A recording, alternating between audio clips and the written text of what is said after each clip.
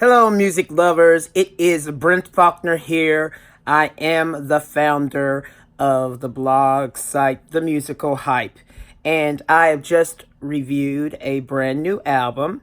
The new album is by Dean Lewis, who is an Australian singer-songwriter, and the album is entitled A Place We Knew.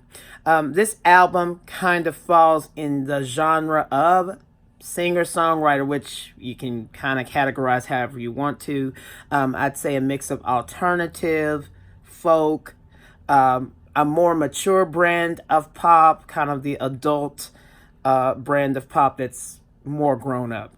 What's interesting about Dean Lewis is the fact that he is not a teenager and he is not a 20-something releasing his debut album. He is 31 years of age. So that brings that extra layer of maturity. It brings that extra layer of life experience to influence the music. And I think that sometimes we might look at that as a disadvantage, but in the case of Dean Lewis, I like this brand of maturity. It brings more of that life experience and brings more authenticity. And one thing that is consistent throughout A Place We Knew is the authenticity, his expressiveness as he sings. You can believe what he's singing, and you believe that he believes what he's singing. And that's a great artistic attribute, a great pro.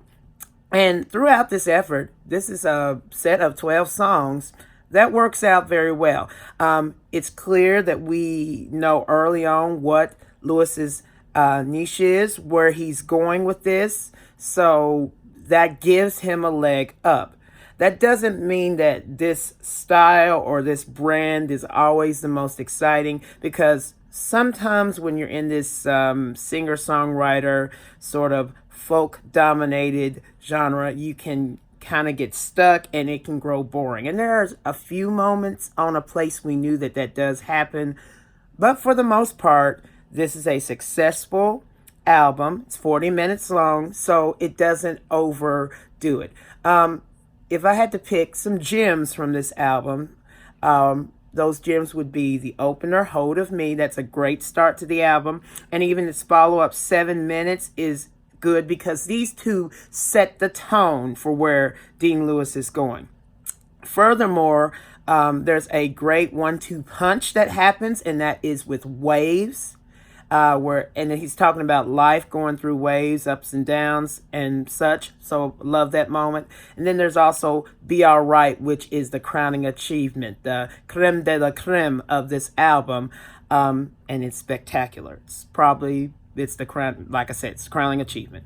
And then later we get Straight Back Down, which is another fine, well-written record. So that's 5 of the 12 tracks that I would pick as gems. And again, I liked the 12 tracks that I heard. What I would say a rub would be the fourth quarter of the album.